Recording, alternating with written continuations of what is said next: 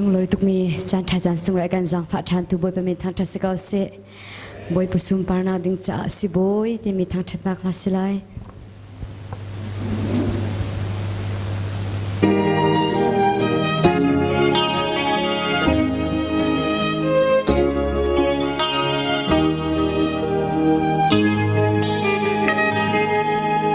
kanun na cha ke her mi adam ke her mi laka ke her big mi Jisu kanun na cha ka du mi thil tam pi na laka Jisu ka du bi ko kanun na chung nung big Jisu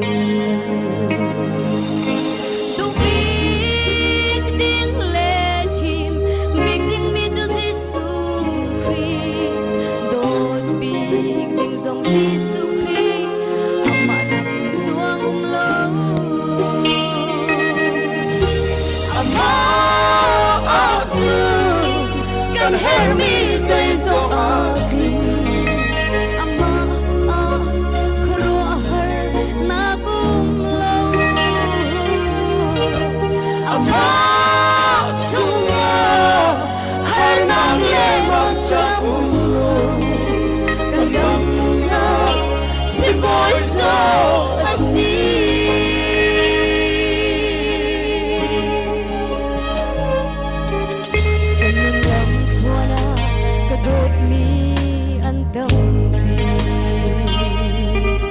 Kadot mi laka, kadot big mi Jisu.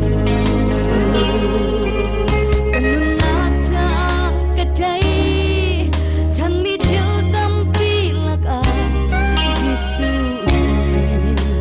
kadai chan bi Kanun at sunong big Jisu.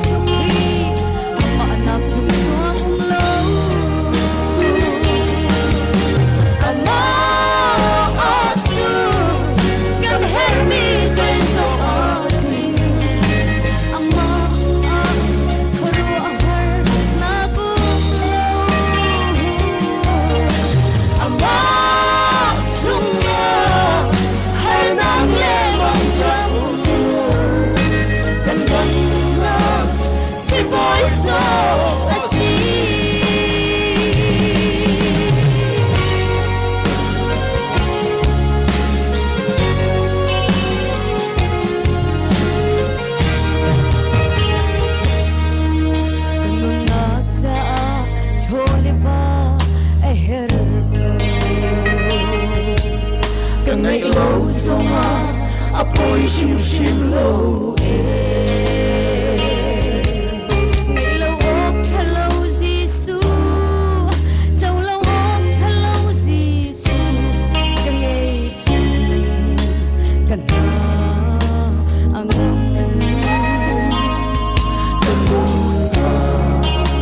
at sunong busy.